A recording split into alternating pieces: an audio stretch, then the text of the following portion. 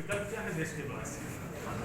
देखिए, कई लोगों की मांग हो रही है कि यहाँ जो जिस तरह से कारोबार चल रहा है, मोदी जी कारोबार चला रहे हैं, वो सही है ऐसा हम लोग को नहीं लगता है। 20 लाख करोड़ की उन्होंने पैकेज दे दिया, लेकिन 20 लाख करोड़ पैकेज देने के बाद भी इंडस्ट्री चल नहीं रही है। एक परिस्थिति है, इंडस्ट्री के पास पैसा है, नहीं ऐसा नहीं है। पैसा किसके पास नहीं है? तो जो खरीदार करने वाला है, बायर क्लास है, वो बायर क्लास डरा हुआ है, अपना पैसा नहीं निकाल रहा है। एक वर्ग है जो अपना पैसा नहीं निकाल रहा है, दूसरा जो है उसके पास कोई पैसा है ही नहीं। इसलिए नेशनलिस्ट गवर्नमेंट की जब मैं बात कर रहा हूँ, तो यहाँ जितने भी वैचारिक तौर पर योगदान दे सकते हैं, उनकी एक सरकार बनाने की बात यहाँ की आरएसएस है, उन्होंने इस पर सोचना चाहिए और उसने उस पर अमल करना चाहिए। ना किसी एक व्यक्ति पर निर्भय होकर इस देश का कारोबार चल सकता है। सर, मेरा सवाल था कि वर्तमान में जो मोदी सरकार प्राइवेटाइजेशन की ओर जा रही है, अभी हाल ही में उड्डयन विभाग ने सारे बड़े एयरपोर्ट जो है वो निजीकरण पर दे दी, क्या कहना चाहेंगे? देखिए, शराबी जो होता है, जब शराब के लिए पैसे नहीं होती है तो अपने घर के सामान ही बेच देता है।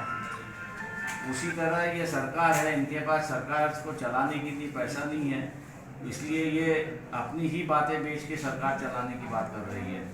नए तौर तरीके पैसे कमाने का जो है या उसको खड़ा करने का जो, उस पर इनके पास कोई विकल्प है नहीं, ऐसी एक परिस्थिति है। इसलिए ये शराबी सरकार है, मैं हमेशा कहता हूँ। साहब, अगर निजीकरण से SC ST OBC बहुसंख्यक लोगों को रोजगार खत्म हो रहा है, तो उस निजीकरण में आरक्षण के मुद्दे को लेकर आप आंदोलन क्यों नहीं छेड़ रहे? हम निजीकरण को ही विरोध कर रहे हैं, क्योंकि आपकी इकोनॉमिक सिक्योरिटी सिक्योर्ड रही तो ही आपकी पॉलिटिकल सिक्योरिटी साबित होगी। आप इकोनॉमिकली वीक हो गए तो आप पॉलिटिकली भी वीक हो गए। इसलिए इस देश की जो धुरा है, मतलब पब्लिक प्रॉपर्टी है, ये सरकार की प्रॉपर्टी है। मैं उदाहरण के तौर पर कहूँ कि 1990 में जब एक्सटर्नल बैलेंस ऑफ पेमेंट पे हम लोग डिफ़ॉल्ट हुए, तब किसी ने हम पे मांग नहीं की, और मांग इसलिए नहीं की थी क्योंकि पब्लिक सेक्टर काफ़ी बड़ा स्ट्रॉन्ग था। एक सेक्टर अगर सरकार उसमें से बेच देता तो जिनका बाकायदा था वो सरकार हमेशा दे सकती थी। मैं आज मानता हूं कि इस बात को गौर से आम लोगों ने सोचना चाहिए कि पब्लिक सेक्टर जब तक है और पब्लिक सेक्टर ये सरकारी पब्लिक सेक्टर रहेगा, तब तक हम लोगों की इकोनॉमिक सिक्योरिटी कामयाब रहेगी, और इकोनॉमिक सिक्योरिटी जब तक कामयाब रहेगी तब तक पॉलिटिकल सिक्योरिटी भी हम लोगों की कामयाब होगी। ऐसी परिस्थिति है, वरना हम पाकिस्तान की तरह किसी की सैटेलाइट बनने में कोई समय नहीं देंगे। आपने कहा 27 सीटों पे आप चुनाव लड़ेंगे अपनी पार्टी, क्या तैयारी है उसको लेकर? 27 जगह, पूरे 27 जगह की हम लोग की तैयारी हो चुकी है। कैंडिडेट तैयार हो गया? हाँ, कैंडिडेट्स की छान चल रही है, एक 2-2, 3-3 कैंडिडेट्स है। आखिरी वक्त में किसको उतारना है वो पार्टी डिसाइड करेगी, लेकिन हम लोग की तैयारी हो चुकी है। सर, बड़े मुद्दे क्या रहेंगे उसमें? देखिए, बड़े मुद्दा हम लोग का यही है कि सेक्युलरिज्म इस देश में खतरे में आ चुका है, क्योंकि संविधान बदलने की बात यहाँ पर हो रही है। दूसरा, मैंने जैसे कहा कि यहाँ पब्लिक सेक्टर के माध्यम से ही इकोनॉमिकली लोगों को एम्पावरमेंट करने की बात थी। अब पब्लिक सेक्टर ही नहीं रहेगा तो लोगों की इकोनॉमिकली एम्पावरमेंट की बात नहीं होगी, वो तो वैसे ही गुलाम की गुलाम रहेगा। तो इसलिए कॉन्ट्रैक्ट लेबर और पब्लिक सेक्टर दोनों का हम लोग विरोध करने के कह रहे हैं।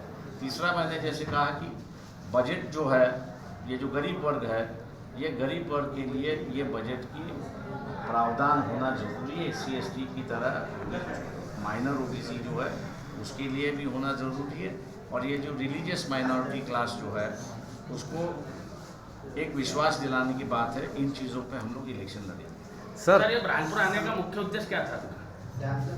इलेक्शन की तैयारी।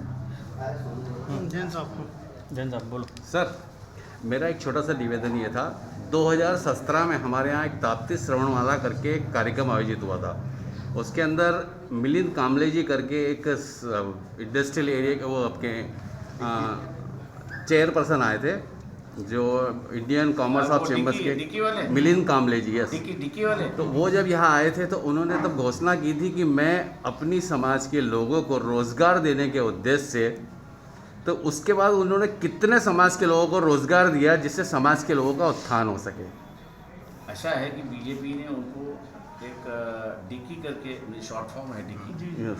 उसका उन्होंने प्रमुख बनाया है 2014 में। और वो एक बीजेपी का एक पब्लिसिटी प्रोपेगेंडा था कि हम लोग दलितों को इंडस्ट्रियलाइज करने की कोशिश हो रही है, लेकिन जहाँ तक मेरी जानकारी है डिक्की ने किसी को अपने पैरों पे खड़ा नहीं किया अभी तक। सर, लॉकडाउन के पहले सेंट्रल गवर्नमेंट ने एनआरसी और एनपीआर का इशू लेकर आया था, इस पर क्या प्रतिक्रिया है आपकी? क्या स्टैंड रहा ये है? हम लोग का विरोध है। एनआरसी की कोई ज़रूरत नहीं है। ये सरकार कौन है हमसे पूछने वाली कि हम इंडियन है तो? सर, लोकसभा में एक भी पार्टी का इतना नंबर नहीं है कि उसका नेता प्रतिपक्ष बने। अब विपक्ष की कमी है, तो अब आप जितना विपक्षी दल है वो एक प्लेटफॉर्म पर आए, उसको लेकर कोई रणनीति है, कौन पहल करे? देखिए, जहाँ तक मैं समझता हूँ कि कांग्रेस जो है वो अपना अस्तित्व खो चुकी है। उनकी सभी बड़े नेता जो है वो तिहाड़ जेल के रास्ते पर है, इंक्वायरी के माध्यम से। तो फिलहाल इस सरकार ने जो है कोई विपक्ष रखा ही नहीं है, ना विपक्ष संगठन रखा है, ना विपक्ष नेता रखा है। इसलिए इस सरकार की मनमानी चली है, ऐसा मैं आरोप करता हूँ। ऐसे में फिर विपक्षी दल एक जाजम पर आए, ऐसी कोई पहल आपके थ्रू होगी क्या? देखिए, आम मूवमेंट ही हम लोग खड़ा कर रहे हैं, इसलिए मैंने कहा कि हम लोग आम मूवमेंट की कोशिश है। जहाँ जहाँ विधानसभा, काफ़ी बड़ी पैमाने पे हम लोग जो है वो ये लॉकडाउन के खिलाफ आंदोलन कर रहे हैं। जैसे मैंने आंकड़े दिए हैं, आज जो है वो पब्लिक ट्रांसपोर्ट महाराष्ट्र का शुरुआत हो चुका है। मैं सुन रहा हूँ कि 2 दिन के बाद मध्य प्रदेश का भी शुरुआत होने जा रहा है। एक राज्य में अगर उठाव होता है तो उसका असर दूसरे राज्यों में होना शुरुआत दिखाई दे रहा है। धीरे धीरे मैं समझता हूँ कि ये मूवमेंट जो है बढ़ती जाएगी।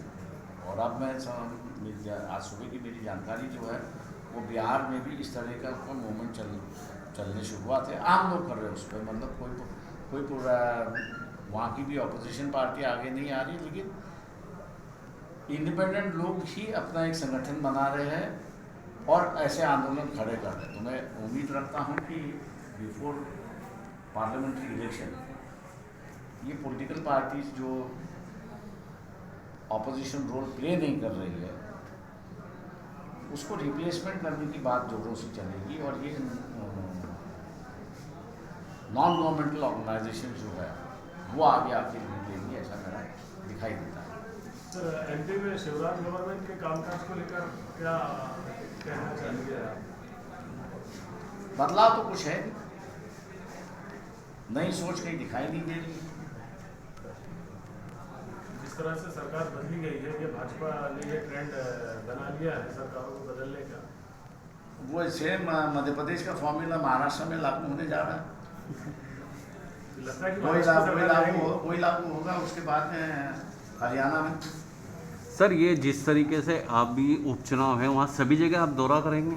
सभी जगह दौरा करेंगे जहाँ सिर्फ उपचुनाव है, जहाँ पर तो ये दौरा सिर्फ चुनावी दौरा है आपका? चुनावी दौरा है। मान साहब, क्या जितनी दलित पार्टी राजनीति जो चल रही है पार्टी की, क्या वो कभी एक प्लेटफॉर्म पे आ पाएंगे?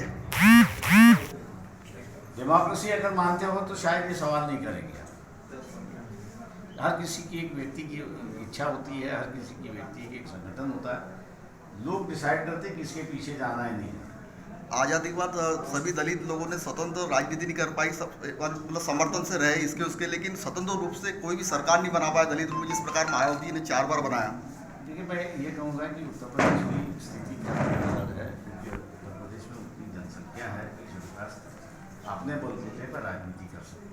दूसरे राज्यों में उतनी उनकी संख्या नहीं है कि वो अपने बलबूते पर राजनीति करें। लेकिन एक बात ये भी हम लोग देखना चाहिए कि दलित सवर्णों की अगर बात मैं कहूँ तो सवर्णों में एक बड़ा वर्ग है कि जो दलितों की राजनीति को समर्थन करता है और बदलाव की राजनीति हो भी जाता है।